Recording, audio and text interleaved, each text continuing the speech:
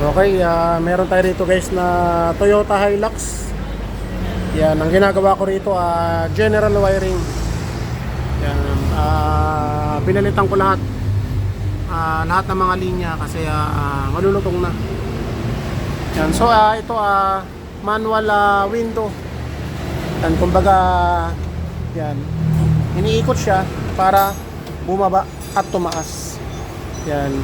Bali ang request ng may-ari, kung kaya ko gawing power window to. Yan. Ito nga kanyang bintana. So ito paano natin gagawing power window yan? Na ito pa rin ang gamit. Itong kanyang regulator. Yan. Paano natin malalagyan ng motor yan? Kasi ito manipis to. Itong pinto niya manipis. Yan, manipis siya kaya mahirap lagyan to ng motor. Yan, mahirap i-convert ng mga regulator. Kaya ang gagamitin natin guys, ito pa rin yung kanyang regulator. Yan, ipapakita ko sa inyo kung paano yan lagyan ng motor. Yan, tatanggalin ko muna guys. Guys, ito na yung kanyang regulator, nakalas na namin. Yan, ito guys, manual regulator to.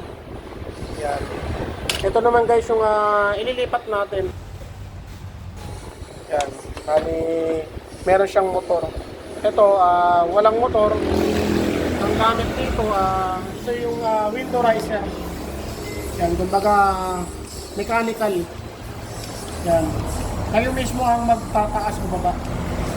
Yan. Ito naman, power window. Yan, meron siyang kuryente na positive negative para siya gagana. Yan. Ngayon ang gagawin natin, ito, tuturo ko sa inyo. Tatanggalin natin ito. Yan. Ito yung una natin gagawin. Aalisin natin itong kanyang, yung gear mismo, yung napapaikot dito.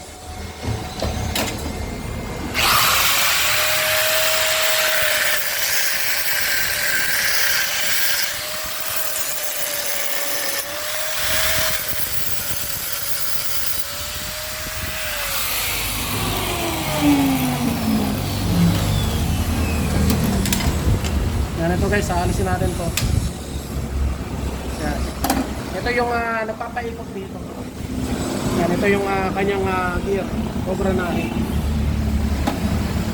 Yan, ngayon ang gagawin natin, kailangan nating putulan.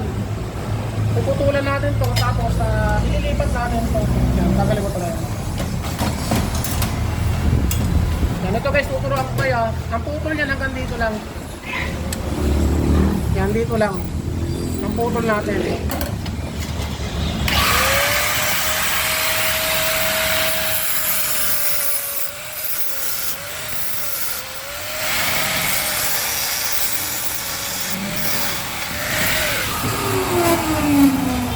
Yan, ito guys, diyan natin na puputulin yan.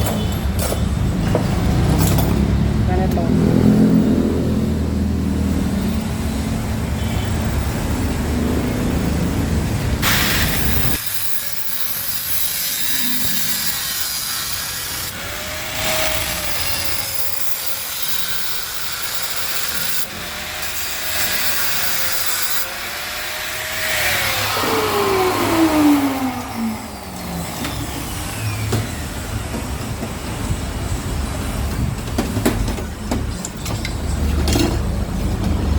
Ganito guys, kaya natin kinuha rito.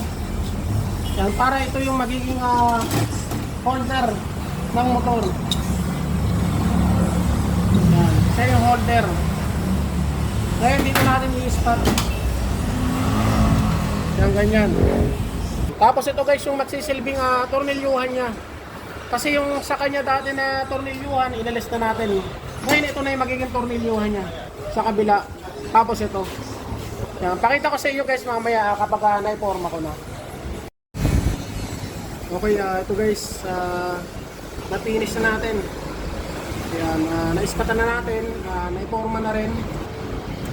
Ito kasi guys, kailangan kumapit tong gear na to.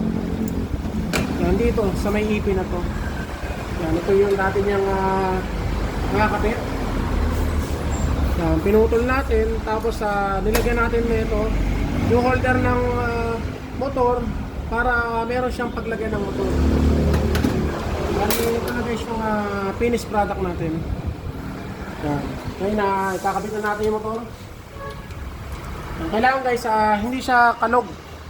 Yan, konti lang ang ikakalog niya kasi medyo gumagalaw yung gear na yan. Kasi kapag matigas yan, nag-i-stack up yan. Mahirapan yung motor.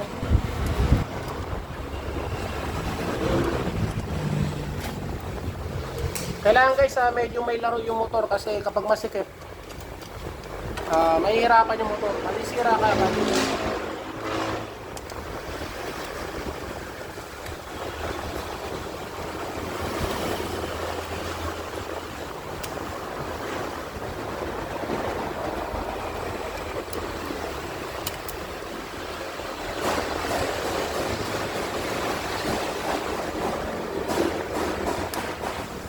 Yan, testing natin.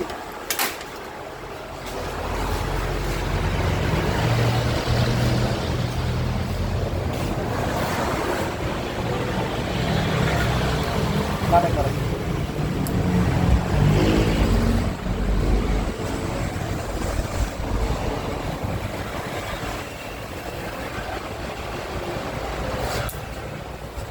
Yan, ito guys yung kanyang stopper. Kailangan na kapag nasa dulo na i-stop siya kahit na may power siya kasi kapag lumagpas siya, malalaglag ang salamin yan. Yan. Yan, may-stop na siya. Okay. Yan, dito tayo rin.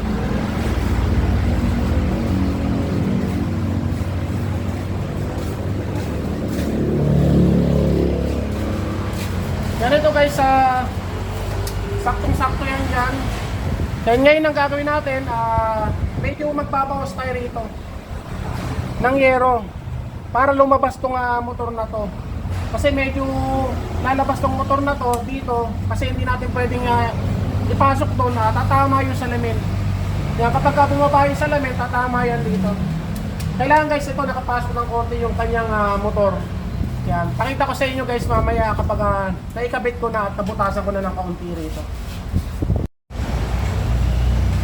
Okay, ito na guys, naikabit na natin yung ating kinumbert na power window motor. Yan, tingnan nyo guys. Ito yung sinasabi ko na magbubutas tayo ng kaunti.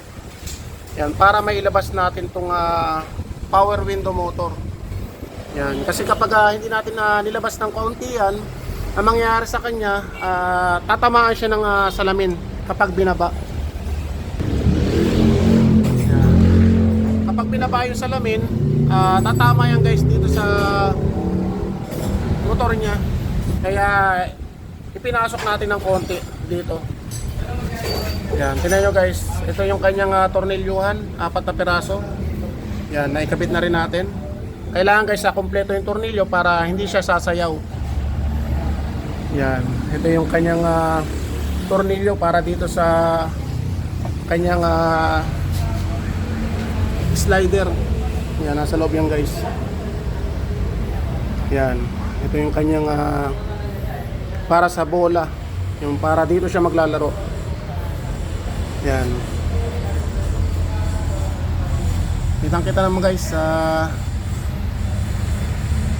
saktong-sakto. Yan, tapos syempre naglagay tayo ng socket in case man na masira yung motor. Yan, ito guys, bubunutin lang. Kumbaga hindi na siya puputulin. Bunot lang tapos papalitan na to. Yan, ito yung ating tinanggal na yero. Yan, konti lang naman guys. Yan, tapos ito guys, syempre kapag nagkakabit ako na itong mga ganito, nagko-convert. Syempre meron tayong nilalagay na relay. Yan, ito guys yung kanyang relay. So nag general wiring tayo kaya pinorma na natin. Yan, ito kasi guys bago ko gawin yan, nakaabang na lahat yung kanyang mga linya. Yan, tapos meron din siyang fuse na 30 amperes. Yan, ito yung mga fuse na yan guys, puro 10 amperes kasi pan-testing ko lang yan. Yan, papalitan ko na rin yan guys ng sakto sa kanya na amperahe kapag testingin ko na lahat. Kumbaga papalitan ko na ng para sa kanyang fuse. Yan. Tingnan nyo guys yung aking pagkaka-wiring. Talagang napakalinis. Yan, dito tayo sa kabila guys, kasi kabilaan yan. Yan, pakita ko sa inyo. Bali, ang pinalagyan lang na may-ari, yung parehas harap. Yung likod, hindi na. Kumbaga, mano-mano pa rin siya. Napipihitin ng window riser. Yan, ito guys, yung para dito sa kabila. Yan, syempre, meron din tayong socket na nilagay. Yan, ito yung kanyang 4 na tornilyo. Yan, tapos nagputas rin tayo para lumabas ng konti itong kanyang motor. Yan. Ngayon guys, testing na natin. Pakita ko sa inyo. Yan, dito guys, kung gusto niyo magpa-convert ng mga power window motor sa mga manual na bintana. Yan, punta lang kayo dito guys sa GN Paladin na Auto Electrical Shop. Yan, dito lang yan sa Canlalay, Binyan, Laguna. Hanapin nyo lang yung shop ko, GN Paladin Auto Electrical Shop. Yan, ito guys yung ating mga kino-convert. Yan, napakarami yan guys. Yan, marami rin tayong mga motor niyan. Yan, hindi natin guys pinapatimbang yan. Kumbaga, nandyan lang yan, naka-stock lang. Yan, ngayon testing natin. Right, tawak. Yan, ito guys, kasama sa susi yan. Yan, kapag pinunang susi, tsaka lang siya magkakaroon ng power yan. Yan, start natin. Yan. Ito guys yung kanyang switch na nilagay natin. Dito yan ilalagay ng may-ari. Yan, dito. Kumbaga siya na magko-control dito. Ilalagay rito sa gitna. Yan. Bali, dalawang switch yan. Yan, Japan talaga yan guys yung switch ko na yan. Yan. Bali, doon muna tayo. Tignan nyo guys, parang original. Napakalakas ng motor. Yan, hindi hirap ang motor. Talagang sariwa-sariwa yan guys. Ang kinabit nating motor, pang Toyota. Ayan, dito naman tayo sa driver seat. Ayan nyo guys, napakatulin.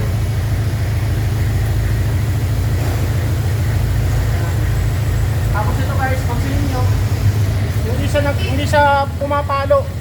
Kumbaga, napakatibay ng pagkakakabit natin. Yan, walang kagalaw-galaw. Yan, ito na okay,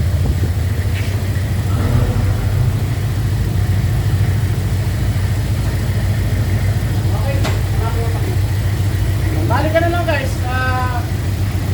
Kaya na sinasabi ko, kung gusto nyo magpa-convert ng mga power window, kumbaga ang inyo manual window lang, gusto nyo ipa-convert para hindi kayo mahirapan, dali nyo lang dito guys sa aking shop dito sa Canlalay, Binyan, Laguna. Yan, bali Toyota Hilux. Yan itong sasakyan na to. Okay guys, maraming salamat. Thank you.